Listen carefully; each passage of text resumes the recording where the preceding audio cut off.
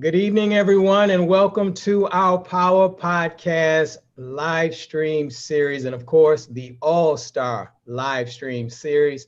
I'm your co-host slash moderator, Brother Bedford, and I want to thank you on behalf of myself and Dr. George C. Fraser for sharing with us a moment of your most valuable asset, and that is your time. We thank you for doing that. And in fact, we encourage you to go out right now, share, tell everyone we're live and in living color with Dr. George C. Fraser and Sharai Robbins, and we're going to talk about some very powerful tools that could help you to grow and develop your business. So go out right now and tell them to come away from the news right now. Come in and let's take a moment, take a deep breath, and let's get back to some self-analyzing, some self-examination, and some self-correction to kind of help us to get through this thing. We need to take a deep breath. So do that first. I normally tell you to do that last, but go ahead and start inviting family and friends to the live stream right now. Now, when you do that, what I need you to do after that, go ahead and type in your name and where you're from.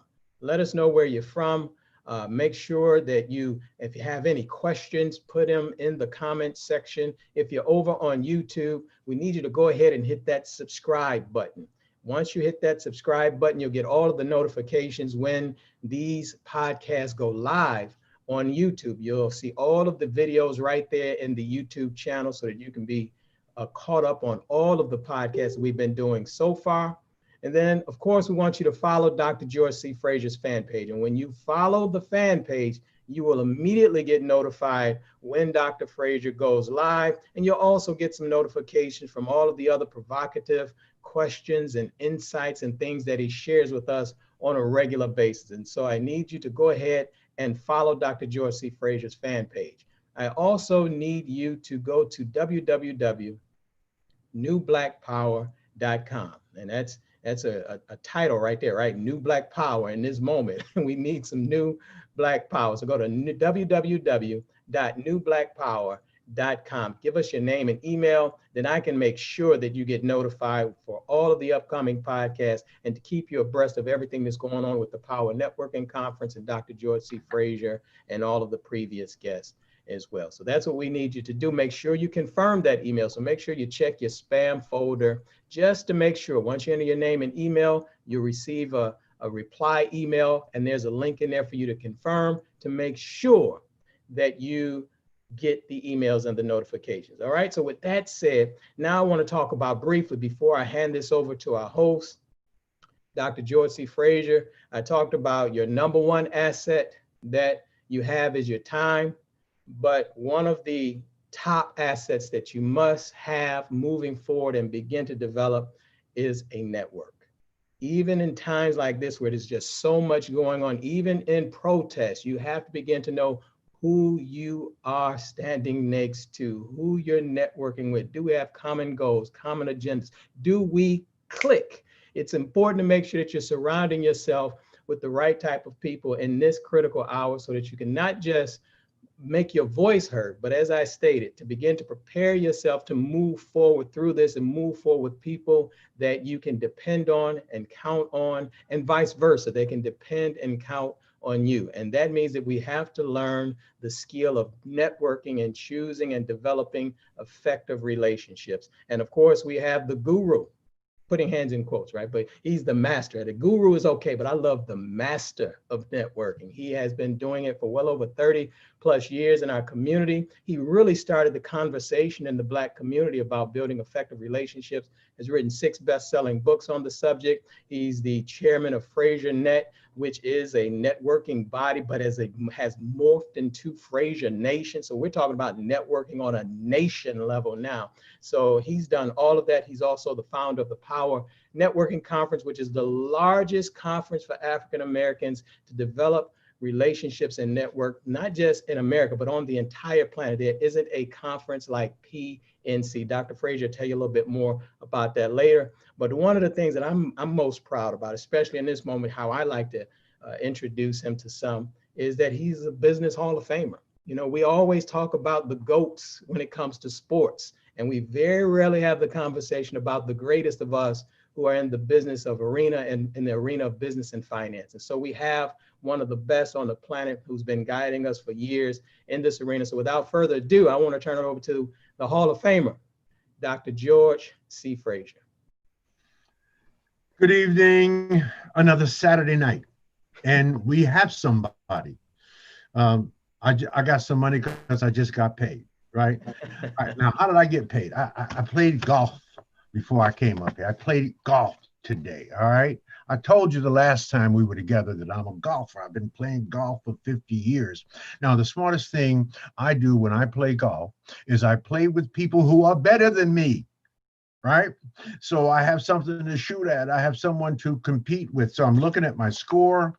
I had a pretty good score today.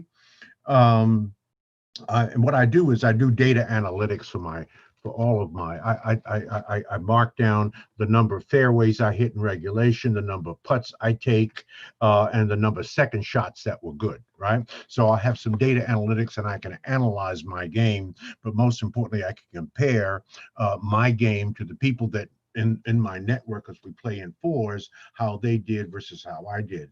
And so Brother Bedford is right. I mean, that was very, very important. The people you hang with, right, will determine your life. I mean, let's just be candid, right? This is not something I made up. This is biblical, right? Jesus said it, right? And it's a direct quote from Jesus Christ. You know, there are 800,000 words in the Bible, and only 1,100 are direct quotes from Jesus Christ. John 5:30, and Jesus said, I of my own self can do nothing. Now, this was Jesus, the Son of God. He couldn't get it done on his own by himself in a vacuum. So what's up with you, right? He had 12 disciples, one turned on him, 11. So that made 11. That's a magical number. We'll talk about that at another time. We have the perfect guest tonight. She's not only brilliant, but she's gorgeous. That's a heck of a combination. This sister is brilliant and gorgeous. And she's coming on the heels of Andy Enriquez, who talked about the power of telling your story, to verbally craft a story and to tell that story in an engaging and exciting way. Well, there's another side to that as well. You probably ought to be thinking about writing your story as well and leaving your legacy, if it's only for your family and 10 generations from now. And so we're going to unpack that with Sharai Robbin tonight. This is a bad sister. She's helped some of the best and brightest brothers and sisters in America tell their story, write their story, write their book. I think everybody, all of us, should be writing. You should be reading and you should be writing. In fact, it's difficult to write without reading, but leaving a legacy. And I know that we come from an oral tradition, and we're some of the greatest speakers, preachers, evangelists on the planet. No question about that. We're an oral people, and the others are archival people. They write stuff down. Most of these books you see behind me are written by people that don't look like us, but they make some very important points. About half of them are written by people that don't look like us, and the other half are people that do look like us. One of them is a book by Reverend Dr. Freddie Haynes. You're talking about thebomb.com? Oh, that's thebomb.com right there. In terms of oral skills and writing skills, well, you're going to meet the sister that helped him, the great Reverend Dr. Frederick Douglass Haynes III, write his book. Sharai Robbins is with us. I want to welcome Sharai Robbins. Just put the camera on this beautiful face. Look at that smile. We were talking about smiles before we went live. Look at that smile, right? I mean, that will light up a room. Do you realize it's actually in a dark room right now? The room is pitch black. It's her smile that's lighting that room up. I know you probably think, oh, she's got great lighting. No, no, no, no. It's dark in there. It's her face and it's her smile that lights up that whole room. So let me properly introduce Sharai, because she's going to be talking about how to write your story. That's what you need to be doing, thinking about that. And she's eminently qualified. So I'm going to read a truncated version of her bio. I'm going to try to do a dramatic read on it. I don't want to take the time to read her whole 10-page bio, because then it would be the end of the show, right? So we want to save as much time for her to tell her story and to educate us and to inform us on what it takes to write your story. Sharai Robbin is a Simon & Schuster best-selling author, speaker, celebrity, ghostwriter, and professional editor. She is also the CEO of Good Ground Literary Services and boss, BAE, to a dedicated team of literary BAEs. That's badass editors. It's an acronym. Badass editors. Sharai fell in love with words when she was 8 years old and has maintained her lifelong passion for writing by supporting and serving others along their literary journeys. With a master's in English and composition studies, Sharai has turned her love for language into a multiple six-figure author coaching and publishing business, and has traveled across the country speaking and teaching others how to use their stories to fuel their dreams. With proven book writing strategies and intimate hands-on support, Sharai and the literary badass editors help aspiring authors and influencers discover the greatness in their stories and teach them how to write with confidence so they can publish books that grow their influence, impact, and income. So we'll welcome to our podcast tonight the brilliant and beautiful Sharai Robbin. How you doing? I'm blessed to be here. I'm absolutely wonderful. Thank you so much for that introduction, and I'm excited. So thank you so much. Well, you're all that in a bag of chips. You're and you know what I've noticed. You're a faculty member of the Power Networking Conference. You teach one of our workshops on how to write your story, and you do a power talk on how to write your story. And our power talks are our version of TED Talks, and they're about 15 minutes, and you gotta really tell it, and you do. And then there's a workshop that follows your power talk up, an hour and a half workshops where you can take a deep dive. People can meet you, take a deep dive, and learn from you. So let me start with sort of an easy, sort of simple question. Do you think everybody has a story? Yes. The easy, simple answer to that is an absolute yes, right? I think that everyone has some life experience, has gone through something that has impacted them, changed them, made them think or reflect in some way. So the simple answer to that question is yes, everyone has a story. Now, can everyone tell that story? That remains to be seen. But yes, absolutely. Everyone has a story, and everyone's story is valuable, right? I think that that's where people get the misconception when it comes to writing is, should I tell my story? Do people care? Does it really matter? And the answer is yes, absolutely. Yes. Somebody needs to hear your story. Yeah. And I don't think people should prejudge their story. I mean, but you're right. That fear comes out. Is my story interesting enough? Um, is it engaging enough? Is it funny? And what I have found that the best writers, Sharai, I have a little experience, 6 best-selling books. Yes, you do. Best writers are very transparent. Mhm. And while people may have a great story, they're reluctant to to tell that story, right? Mhm. So unpack that for us. Now, as a writing motivator, how do you get people beyond the fear of being transparent and tell the truth and tell the real story? Because it's the stuff that they're really trying to suppress, I found, that's really the interesting nuggets, right? Yes. So how do you get them to that point where they will just let loose and be free and tell you the real deal? It is often a challenge, right?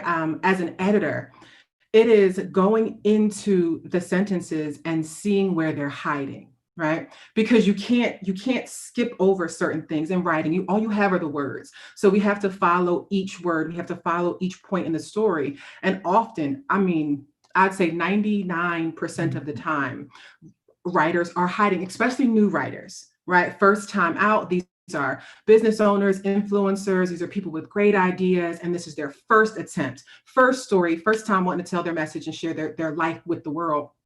And so they pour out, but they skip over pieces. And as an editor, myself and my literary bays, that's my BAE, my badass editors. So myself and the bays are in it like microscopically. And often we're like, you skipped a whole part here, right? This whole part where you say, oh, I realized I needed to love myself. Well, I'm like, I'm sorry. Well, when did that realization occur? How did that realization come to you? What did it feel Yeah. like? What did you do? Where were you in that moment when you realized? Was it life changing? Were you sitting on a park bench? Was your ex-husband still slapping your head up against the wall? What was happening to you at this moment? And again, 90% of the time, they're like, you want to know all of that? And I go, well, what you writing it for? If you're not going to show me the ugly, if you're not going to show me the parts, because those parts, those pieces where people are hiding and not sharing, that's exactly what someone else needs to see, right? Those pieces of you, that way, that moment where you were when you had that revelation in your life is exactly what some other woman, business owner, single father, whomever needs to see that. So if you don't show that in your writing, you're wasting ink and you're really doing your reader a disservice. So it's a challenge. It's a challenge because people I'm not sure why they come to writing thinking that they don't have to express them, like they don't have to show us themselves. And maybe it's because they're new at this and no one ever told them that this is how the game goes, right? This is what writing involves. Like you said, transparency. So I think they come to it thinking, I'm just going to put a couple tips in here and, be away with them. Like, no, not if you want to change lives. You're not. You're going, give us the ugly, sis, bro. Let's have it. So, Yeah. Yeah, I've said to brothers and sisters often because they ask me about writing, you have to be transparent. You have to talk about failures as yeah. much as you can. People want to talk about their successes. Well, you learn far more from failure than you do from success. So you just have to be honest enough to want to bring that out and talk about that. Writing is somewhat cathartic as well, right? If you get it out of your head and on paper, right? And you can stand back and look at that and you can process that psychologically. And that, I think that's one of the skills in the psychological that you do and Bay does, the badass editor, right? Is to psychologically manage Mm-hmm. That needed transparency to make an interesting story. It's cathartic, and we really we learn from our failures. That's really what people are interested in. All right. Should and can anyone write a book? I think that if you're going to be transparent, if you're going to share something that's going to help somebody else, then yes, you should write a book.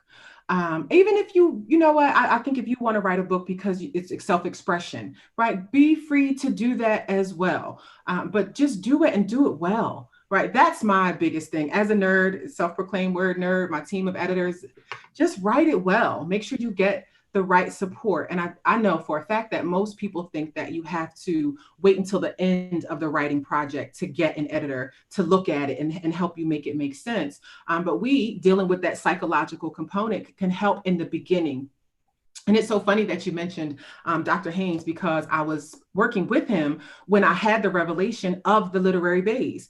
And I was saying, how can I just ask all of these questions to everybody, right? It's not just do this. It's not just a cookie cutter system to write a book. Somebody has to ask you a critical question, right? Again, everyone's story is valuable. You have experienced something that can help someone, but how do you know what to say and when to say it? And that's the critical component. That's the editor, the developmental editor, the other person that's going to be in the trenches with you. And that's really what birthed the base. I was like, I need to clone myself. There has to be another person that can just ask these questions. And that birthed this team of amazing ladies who get in there, and we help people from, who have gone through traumatic life experiences, people who have extremely successful businesses, all over the gamut, really help them write books because we're hands-on in that process. So I think anyone can do it, but it takes the right steps and the right process and the right support to do it right.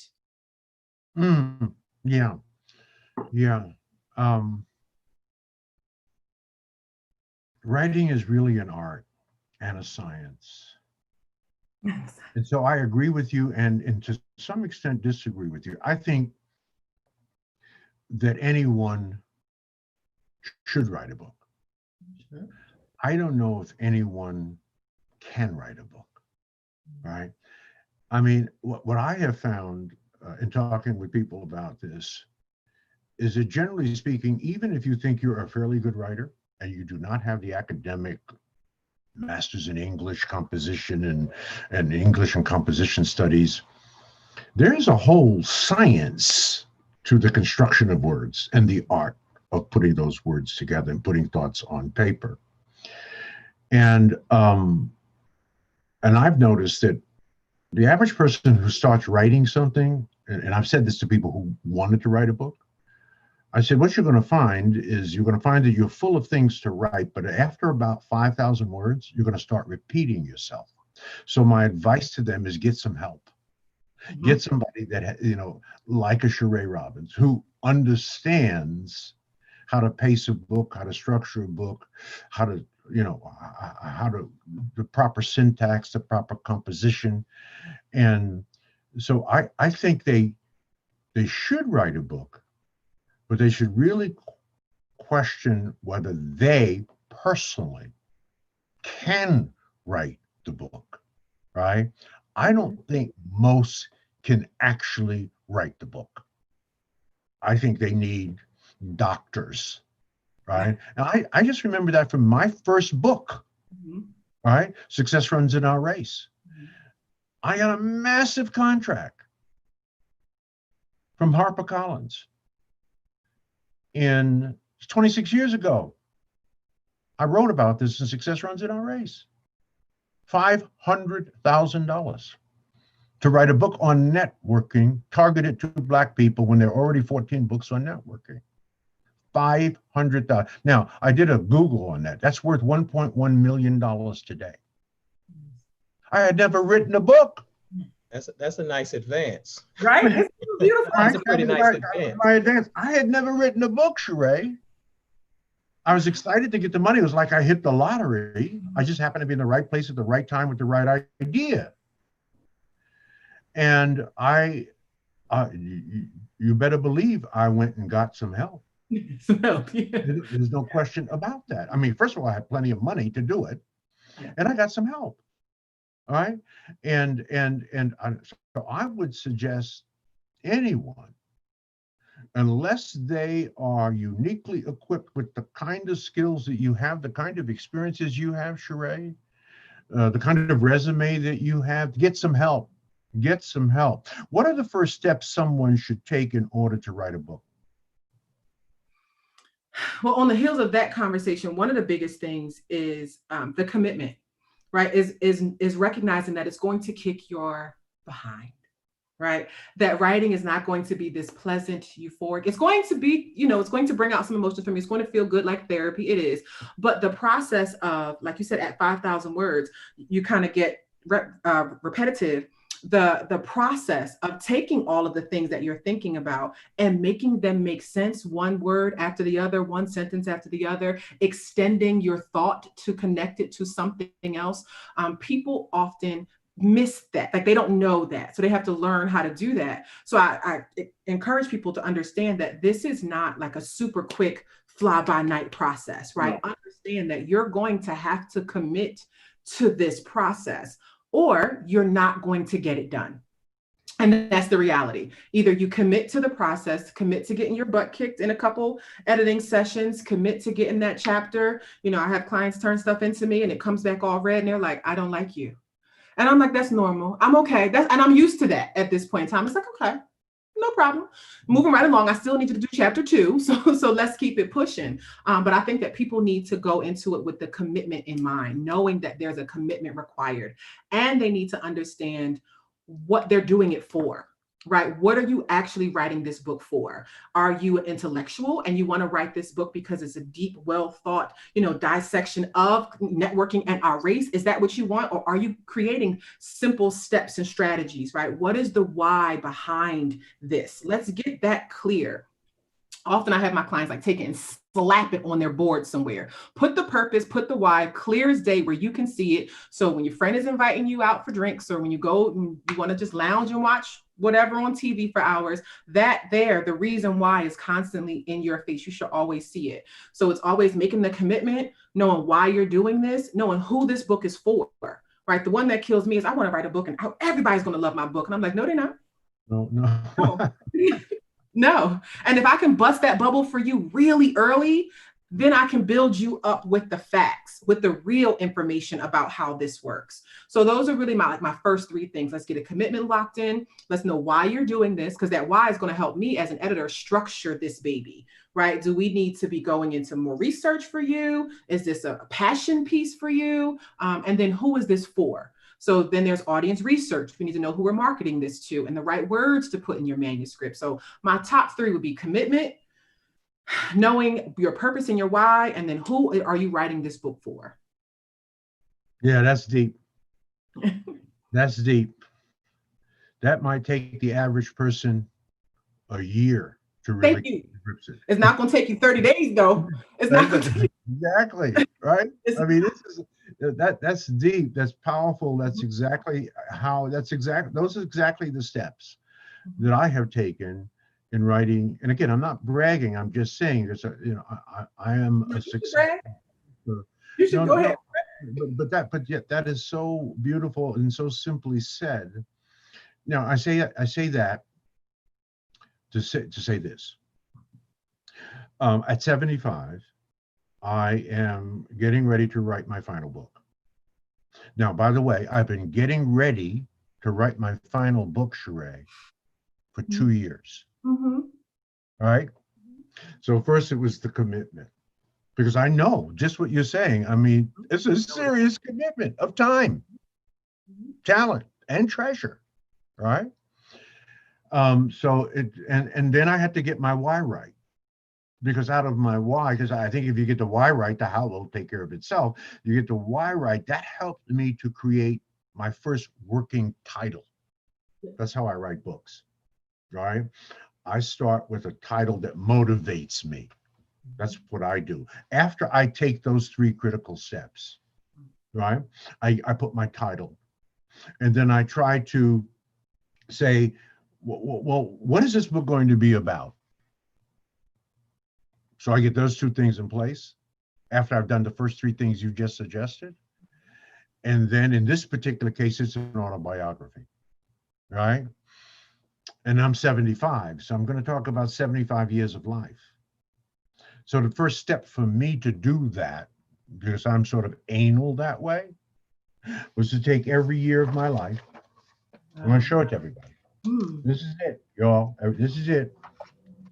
This is the beginning outline of my autobiography. You probably can't see that, but up here it says autobiography, my path, milestones, and preparation to lead a nation. Now, that's in essence what my legacy book will be about. My working title, just the working title. It may not end up being that. You don't even want to know what the working title was for Success Runs in Our Race, which turned up being a classic title. That wasn't a working title. It's after I got into the book and started writing the book that the real title appeared. But this is a working title. This is what inspired me. What is the working title? What's Going On? My Life, Our Future. That's my working title. And then what is this? From age 1 through 75. Wow. The most seminal thing I can remember every year of my birth. And out of that will come the story attached to that seminal thing. Now, that's an autobiography. People would not necessarily take that tack if they're writing a novel, if they're just, writing a training book. Does being a published author affect your business and sales? Absolutely. Talk about that. Unpack that. Absolutely.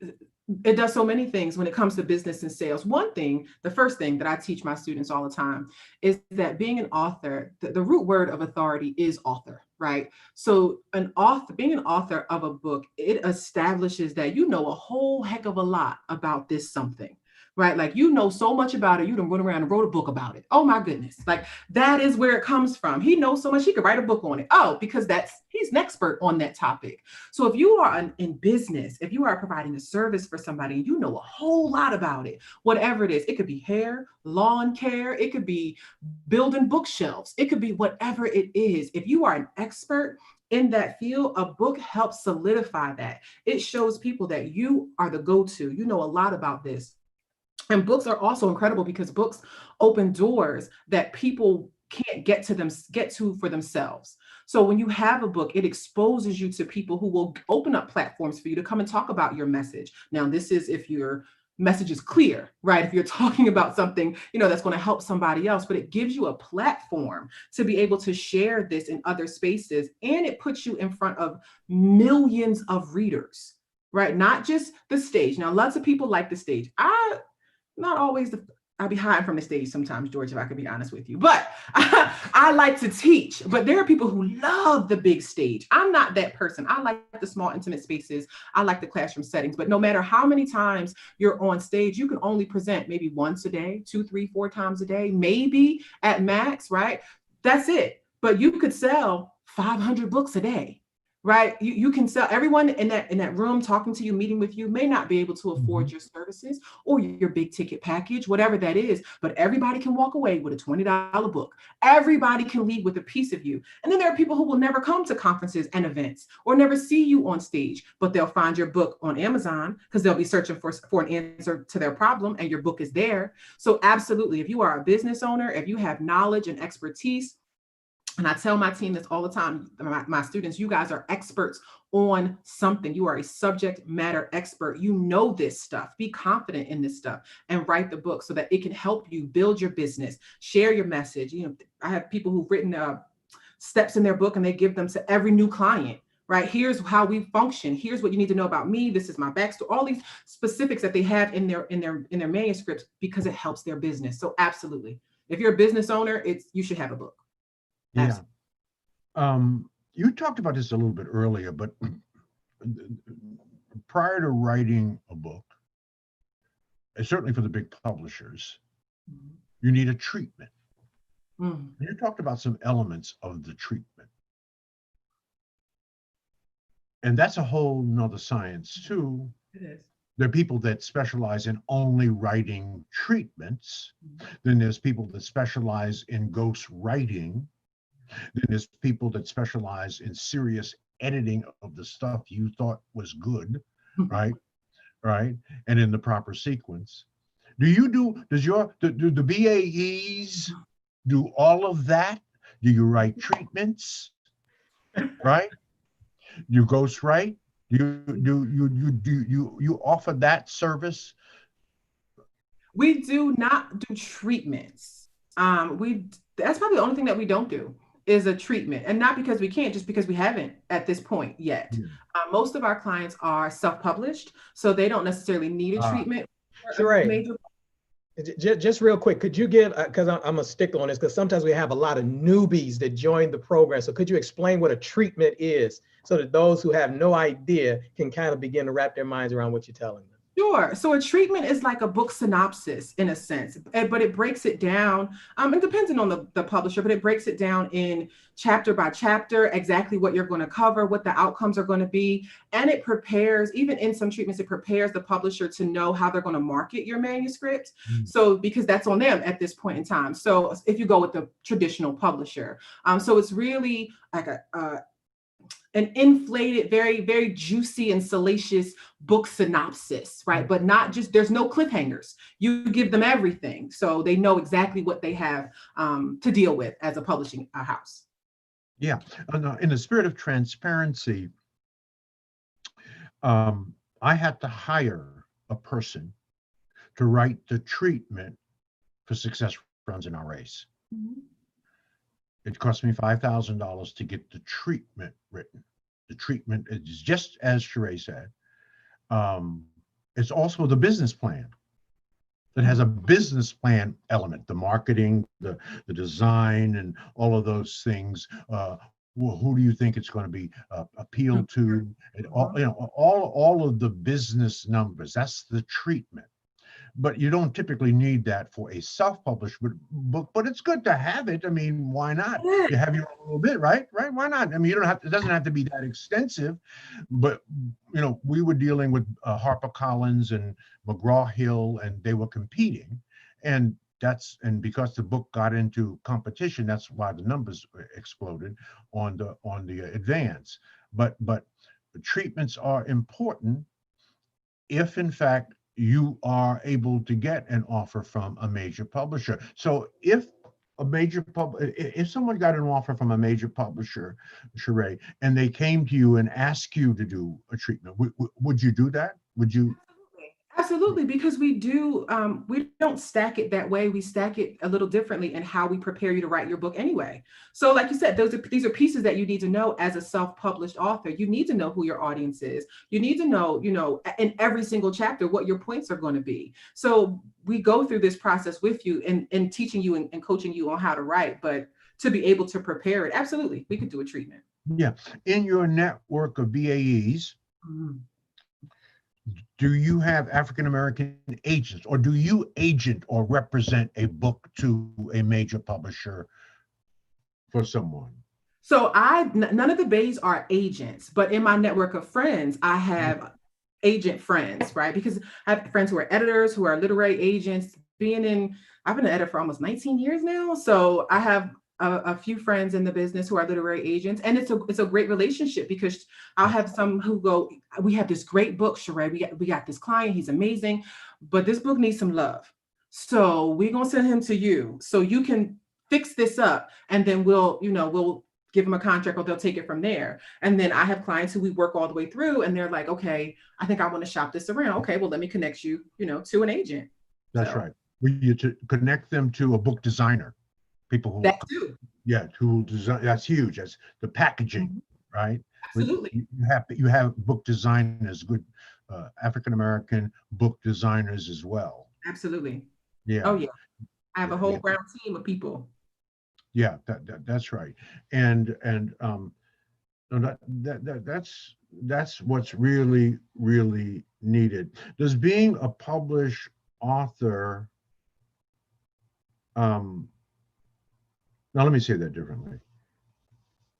Is it worth it to go through the rabbit hole that you need to go through to come outside on the other end with a product that you've invested in an enormous amount of time in, and treasure and talent?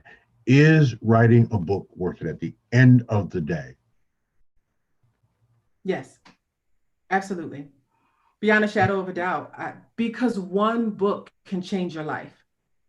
One book, it just takes one. It takes one impactful message to position you for greatness, to position people to recognize you as the authority, as the thought leader. It just takes one. So I know that, yeah, it's absolutely worth it. It's hard though, right? And people get discouraged, they go through the fight and they want to quit. But at the end of the day, when they can go back to their purpose on the wall and they can see why they're doing this and see what they want to get out of this, then yes, the outcome is always greater. I've seen so many of my incredible clients who didn't even start wanting to be, teaching all over the place. It's like, oh, I want to tell my story and I want to have like local celebrity. Brands are huge, major. They're coaching in London. Like they're doing amazing things because of one book. So if you ask me, is it worth it? Absolutely. Absolutely. I'm so glad you said that. Yeah.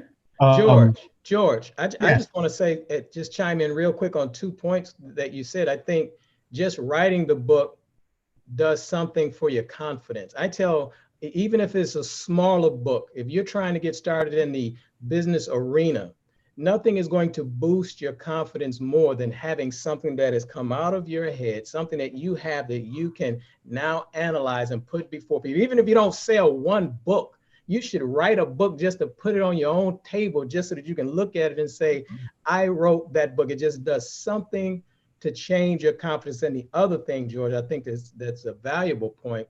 It causes you to really think through your message. If you're going to put in that time and energy and really work to compose a book, at the end of the day, as Sharai said, now you're truly an expert, because now you've taken the time to really weave through every thought, you've added in, you've taken it away. So now your message is very concise. So for those 2 reasons, I think it's worth it beyond a reasonable doubt that everyone should at least attempt to write a book. Yeah, that's beautiful. That's beautiful. And I think Sharai hit the nail on the head. One book can change your life. Yeah. I mean, this is the honest to God truth. This book changed my life.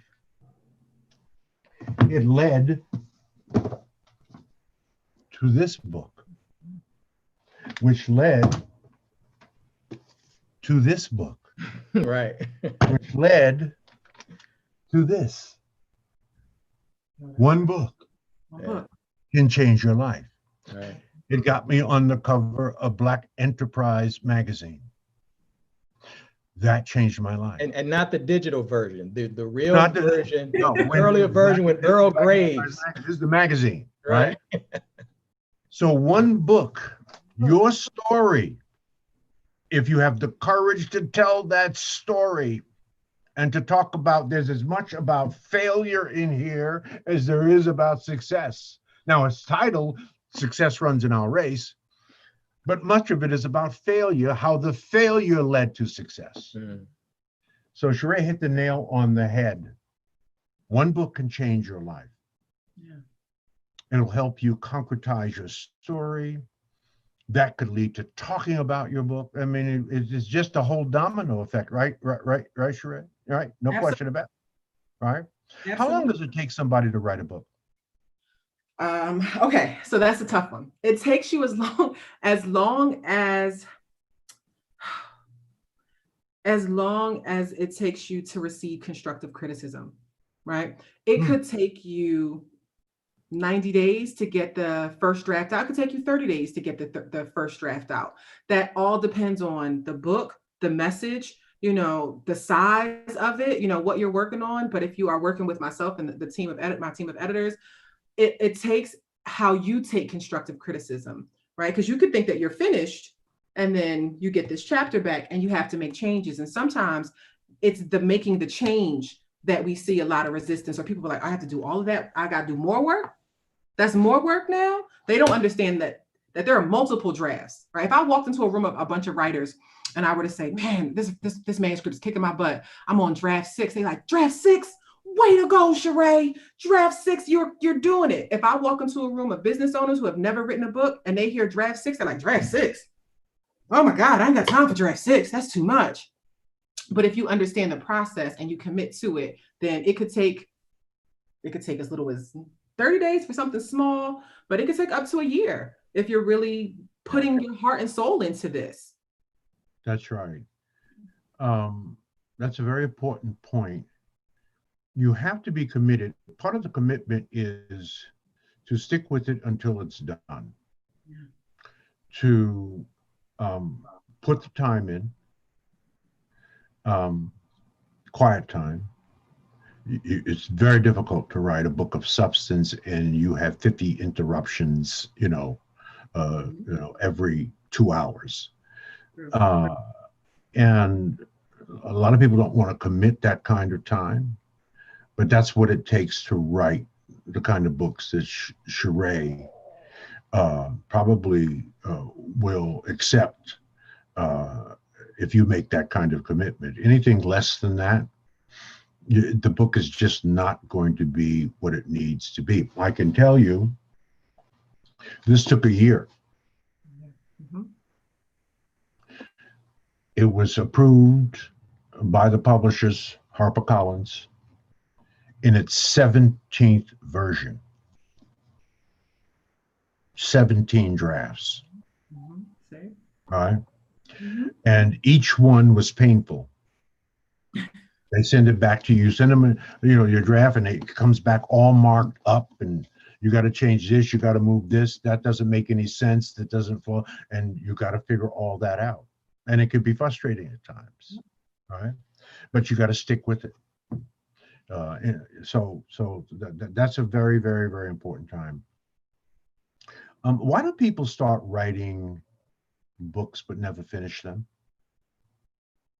I think because they realize that it's not as easy as they thought, right? I think that they come into it thinking, because they see so many published books, that they are, what's the saying? You're comparing your chapter 1 to somebody's chapter 20 or something along those lines, right? They see the finished product of it. They see the success that comes from it. So it's like, oh, this must be easy. Everybody's writing books, so I'm gonna just write a book. And then they get into it and like, wait a minute.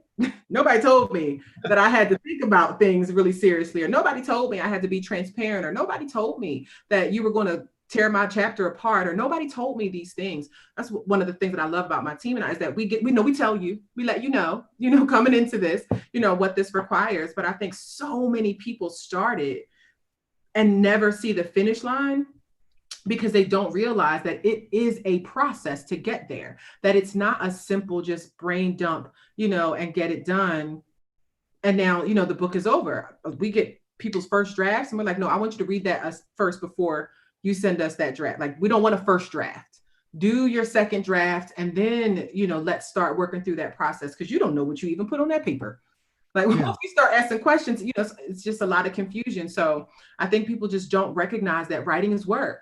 Right? I think that it seems so easy. With the advent of self-publishing, anyone can write a book, which is great, but it's also scary because anyone can write a book, right? They can publish anything at any point in time. So because whomever just put their blog post in one piece and now it's all grammatically jacked on Amazon, you're like, I want to do that too. So I think that when people really want to write substance and they see that it takes a lot of work on their part, it scares them. And some people quit. Yeah. Well, you're also like a coach too. I mean, you sort of serve, you serve as a coach and also as a ghost writer, but a sort of a consultant to the project. So, and of course, self-publishing is really the choice du jour, I think, today. You said ghost writer? The choice du jour. People are choosing to self-publish than to try to get through. Right, to get through to a major publishing house. I mean, it's unless you're a celebrity today or have major television time. Go ahead, Brother Bedford. No, just wanted to ask Sharai a question, because we have a bunch of questions coming in. So the point that you just made about you really said the barrier of entry is so low now, right? With so many people being able to self-publish. Someone, I believe it was Marion, asked the question, well, how do you differentiate your story if there already appears to be a bunch of stories similar to yours? So how do you make your story different? Is that the question for me? Yes. Okay, so I'll tell you this. Here's one of the things that I love. And I ask this question to my students all the time. I ask them, have you ever been to McDonald's? Most people are like, yeah, awesome. You ever been to Chick-fil-A? I've been there too. How about Wendy's? Burger King? Hardee's, whatever there is, right? You've been to a host of different fast food places, and most times you'll see them all on the same strip, right? There's a bunch of them all right here. KFC's across the street from Chick-fil-A, whatever, they're right there. When people ask that question, it's because they're afraid that they're not going to be received because there's so many other people in the market. But when the whole chicken sandwich thing went crazy, Chick-fil-A didn't flinch. They didn't do nothing different. They just kept on rolling and provided good content and good quality stuff to people. They kept serving with the best that they had. And that's what you have to do. When you have a good story, when you have a good message, you can't worry about comparing it to what somebody else has or what they're doing. Write your best, give your best, because again, what you have and the way that you say it, how you tell your story. My dad says, not what you say, is how you say it, right? So how you tell your story makes a difference. And it may be she has a similar story, but because you said that one thing, these cluster of women gravitate to you this way. Or because you present yourself or you're this kind of person, someone leans into you this way. So tell your story, because it's your story and you as a person that stand out. And that's what makes people gravitate towards you. Don't worry about everybody else. Do you. Yeah. Amen. Amen. Listen, there is no one on earth like you. This is truth. This is not BS. There's no one on earth like you. There's no one that has lived your life in the sequence in which you lived your life, in the experiences in which you had in your life, in that sequence, exactly like you. That is as unique as your thumbprint. Everybody has a story. And Sharai's right, it's how you tell it. But everybody has a story, and it's unique to you. So don't be afraid of that. No one is going to say it exactly like you. You're going to have help from an expert. That's why you have an expert. If you're smart, you're going to get an expert to help you. And they know how to figure that out. Sharai, what is it? Let's get into a little bit of numbers here. What should one invest in dollars, for example, to self-publish their own book, their own story, their own training book, or whatever, coaching book, whatever they want to? What's a fair number that people should be willing to invest? Because it's not free. As freedom ain't free. Okay. So is your question about self-publishing or is it solely self-publishing? Self-publishing. Yeah. So self-publishing is going to require you there's multiple pieces to it. So in self-publishing, you need your cover design, your layout, your grammar edit. You need some professional photos taken. So I would low end, and I mean like low end, about $1,000, like low end for something like that. But if you're going to, do it as you should and do it right, and you have a marketing plan and you have a social media strategy, and you are making use of your platform, then you have a mailing list and you're going to be sending out content, and you're really pushing this the right way, instead of my students laugh at me all the time, but I do this, like, instead of going, hey, I wrote a book, buy my book, I wrote a book, buy my book, and you're jumping out the woodworks with a book, all just this random piece of information, you've done no prep work, then whatever you spend is going to be, whether you spend $100 or $100,000, it's not going to work unless you do the preparation. So low ends of the spectrum, I say like about $1,000. And then it can go up, there's some, and this is if you do it by yourself, right? This is if you do it solo, you can penny pinch and, figure some things out. But if you make an investment and you have, my team, or there are lots of self-publishing companies that help people self-publish, we provide self-publishing package for about $4,000 to help you publish your book. Okay. No, that's a fair number. Yeah. Let me jam. Quick question. What is, because this is another question that was in, so you're speaking right into a lot of the questions that are in the feed. So one of the questions was, what is the difference between your company, what you offer in terms of that type of package, as opposed to all of the other self-publishing companies that are online? Some of the just general companies that are saying, let us help you to write your book. What do you offer that would differentiate you from them? Absolutely. So two things that I love, and I'll say it all the time, is myself and the bays, is the hands-on editing support. And unfortunately, we get a lot of clients who have gone through other self-publishing programs, and they are provided with an edit, and that edit is usually a grammar edit. So the client comes with the manuscript, first or second draft, the business does an edit, and the client gets it back, and it's like, well, they just fixed my spelling, but now I still don't know if it makes sense. right? So they still don't have somebody working with them to make sure the writing is good, the development of the manuscript is good. So the bays are able to assist you in writing a good book. And then when it comes to the publishing aspect of it, I can't speak for what every business does and how they function and what they do. But for us, and for me, especially having been signed with the major and going through the process and self-publishing also, I don't like people's hands in my pockets. I want all my checks right here. You just give them right to Sharai.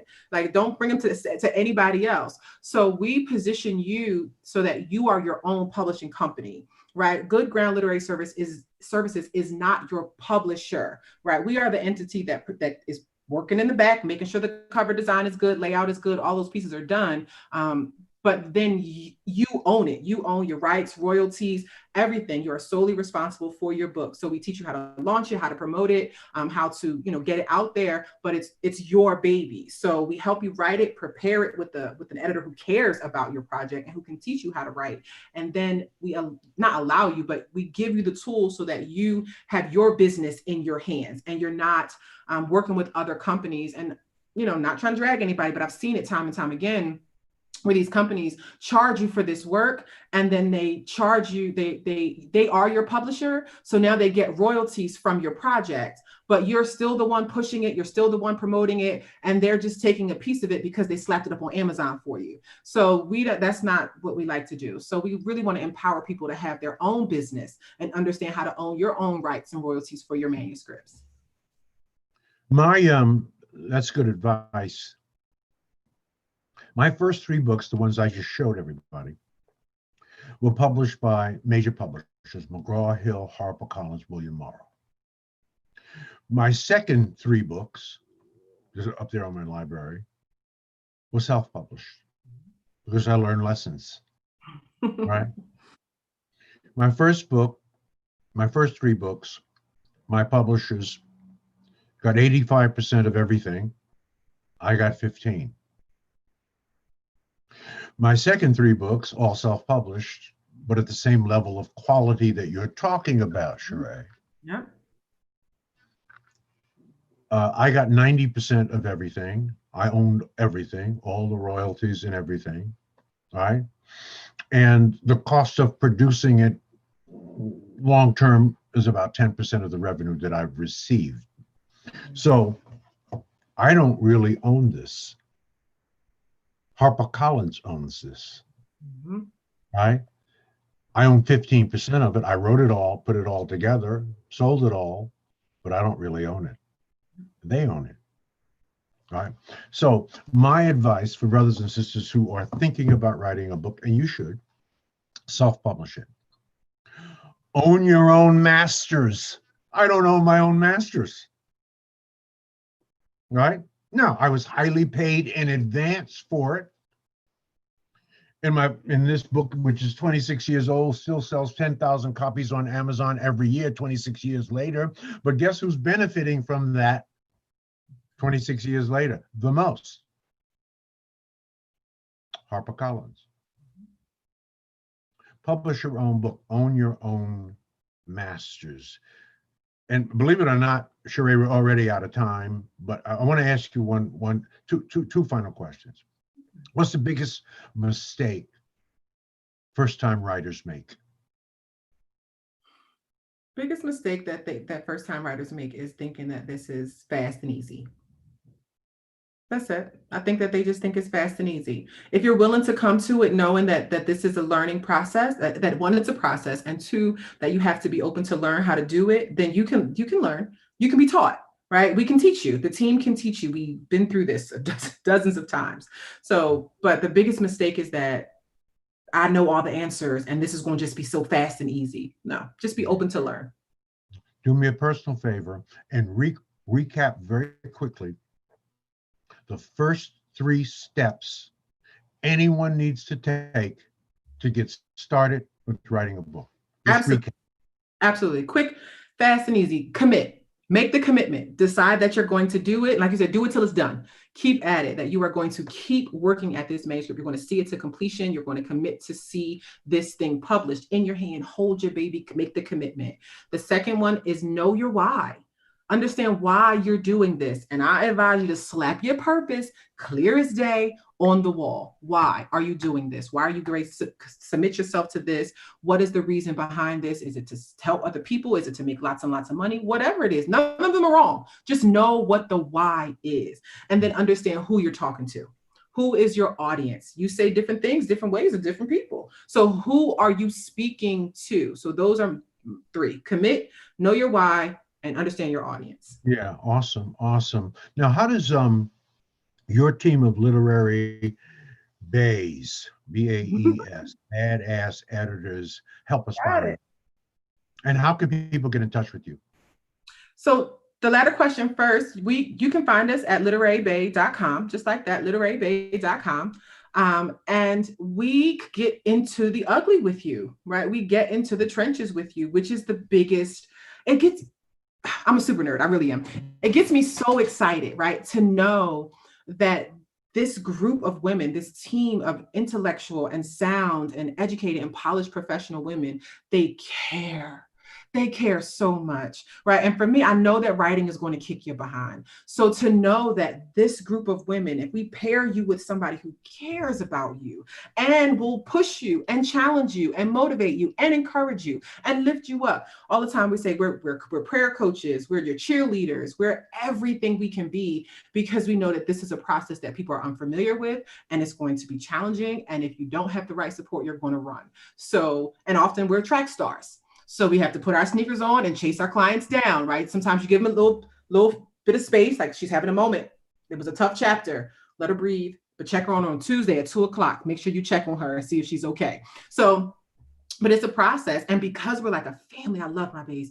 Because we're like a family, we get to talk about these things together and how we as editors can improve. So if this worked for your client, hey, maybe I can try that. Let's put that in the tool bolt. Let's put that in the kit so we can continue to grow and improve and help the people that we serve. So for me, it's because they care and they're good at it. So yeah. Wow. I mean, can you believe an hour is already gone? More than an hour is already gone. And that's what's so fascinating, so I think enriching about these podcasts. We have people who are just brilliant in their subject matter expertise, and the hour just goes by so quickly. I mean, we could talk for another hour on this, and I wish we had the time, but we really, really appreciate you. Brother Biff, I don't know if you had any other final question for Sharai. The only question I have, final thought, if you had a final thought. well, two things. First, make sure that you give everyone your contact information. I think you kind of left that part off. Sure, I want people to know how to get in contact with you, because this conversation between yourself and Dr. Fraser was extremely rich in content about book writing, and not just putting together a quick manual, a little 3 steps here, like what we do. We do a lot of lead generating books that don't require a lot of thought process and things. I got 7 steps. I put that together. But when people are writing the type of book that you're talking about, and really learning the lessons that Dr. Fraser touched on earlier about it being very therapeutic. We talked about the confidence, but more important, and I think the big takeaway for me, Dr. Fraser, was that the process that you and Sharai are talking about really helps the person become the expert that they're trying to be. If you don't go through this process to think through what it is you actually offer to the marketplace, the story you're trying to tell, the people you're trying to touch, you can never say that you're an expert if you haven't thought through the process. So I love the way that you two broke that down and really showed the benefits of doing it that way and not a quick fix. So Sharai, thank you for that, and make sure that you give your contact information. The only other thing I wanted to say, Dr. Fraser, before I turn it back over to Sharai to give her information, is that I want everyone to mark on their calendar for Tuesday, another epic conversation, George, and I think you know the person rather intimately. Emma Fraser Pendleton will be with us. Emma Fraser Pendleton. Yeah, will be with us Tuesday. So we want to make sure we let you know in advance, because a lot of people want to always hear from Emma. And so we want you to mark that on your calendar for Tuesday at 7:00 p.m. Eastern time. So again, thank you, Sharai. I just wanted to thank you. And again, please give everyone your contact information. Awesome. Thank you. Thank you again. And Sharai, give them your final thoughts. Give them your final thoughts, whatever you want to say. Certainly give them your information. Whatever closing thoughts you want to have. I know that being a published author has benefited you greatly. And so whatever you want to say. My first thought is I love me some Emma, so I'm looking forward to Tuesday. That's my first thought. That's my bill. But when it comes to writing, do it. Do it. Write the book, right? Really sit down and do it. If you are going to say that you, like you said, if you're an expert on something, write the book. It is so worth it. Get the right help, get the support that you need. You know, everyone has a story. We're all so gifted in something. Share that knowledge, share that information. You know, it can change your life. So I encourage people to write their stories. Don't run away from that. Don't hold on to it, right? And I so believe that our stumbling blocks are someone else's stepping stones. So if you're holding on to that, like you're blocking someone else from getting what they need, release that thing. Give that. It's not yours to hold on to anymore. You've been through it. You've experienced it. Give it away so that you can benefit and move on to the next thing in your life. So that's my big thing for people is to share that message, share the ugly, give it up so that it can bless somebody else. And if you're looking for me and my wonderful team, you can find us at goodgroundlit.com. Or literarybay.com. And I'm Sharai Robbin on Facebook. Yeah. And that's your story. You're sticking to it. Sharai is going to be at the Power Networking Conference October the 14th through 17th in Houston, Texas. You want to be there to meet her in living color. She shows up and she performs and she stays, and you can touch her, you can talk to her, you can get some advice, some counsel. She's live and in living color for 4 days with us at the Power Networking Conference. So you want to join us. As you know, at the end of each podcast, we make a special Power Networking Conference offer. It's a place that you want to come to connect, grow, and prosper. That's what you want to do. That's what we've been talking about for 19 years. The conference is 19 years old. Named by Forbes magazine as one of the top 5 conferences in America, not to be missed. Not one of the top 5 Black conferences, but one of the top 5 of all conferences produced in this country. Right? It's that because we have brothers and sisters that you've met on the podcast, like Sharai Robbin. So you want to come there, and you want to ultimately end up where all of our citizens of our nation of the Power Networking Conference end up, because this is the bottom line. And this is what we harp on. This is what we teach. This is how we help you grow. And this is our motto, that we as Black people must learn, earn, and return. We have a lot of us learning and a lot of us earning, but not enough of us returning. And therein lies our problem. We will show you how to do that. So if you want to take advantage of the conference, you have 5 people. This offer is good till midnight or until we get 5 people. You can only get this offer through me, as you know, and you have to email me. You can go to the powernetworkingconference.com website. You'll learn all about the conference, but you can't get this offer. You have to email me at gfraser@frasernet.com. That's gfraser@frasernet.com. That's gfraser, Fraser, @frasernet.com. Say I'm in the subject line, and then put your full name and cell number in the body of the email. Full name and cell number, so I can hit that number and it'll automatically dial you, because I'll look at it on my phone and I will call you. I will call you. An adult registration for the conference is $1,500. If you met one person that could help change the trajectory of your life, would that be worth $1,500? The answer to that would be hell to the yes. It would be worth $1,500. We want you to bring a young person, a college-age student, 17 to 25. A student registration is $800. So $800 and an adult registration, to put the two together, one student, one adult, $2,300. We're going to take $1,900 off of that. You can come to the conference in Houston, October 14th through the 17th for $399. That offer is good for the first 5 people. $399. That is a $1,900 discount. A place where you can go for 4 intense days, and believe me, by the time COVID-19 is all said and done, you're going to be ready to get the hell out of the house, and you're going to want to be around our people, because Black people miss each other. We miss each other. In fact, when we come together, you can hardly pull us apart. We won't even shut up. We won't sit down. Okay, that's one of the biggest problems we have, is getting people to be quiet and sit down and listen to these wonderful, wonderful instructions and power talks and workshops. So that's the offer, $3.99. The first 5 people get that offer. Okay, gfraser@frasernet.com. That's our show for tonight. I just have one closing thought for tonight relative to what we learned tonight. And Sharai said it over and over and over. Keep it simple. Think about this in three very simple ways. Why? Why, Dr. Fraser? Because complexity is the enemy of execution. And the more complex you make this in your own mind, the more reasons you will have for not doing it. Keep it simple. Stay focused. First things first, second things never. Do the first thing. Do it with excellence. And then the second thing becomes the first thing. That's our story tonight. That's our show tonight. Thank you, Sharai Robbins. You're awesome. We love you. Brothers and sisters, stay healthy, stay safe. Have a good Sunday. Watch church online.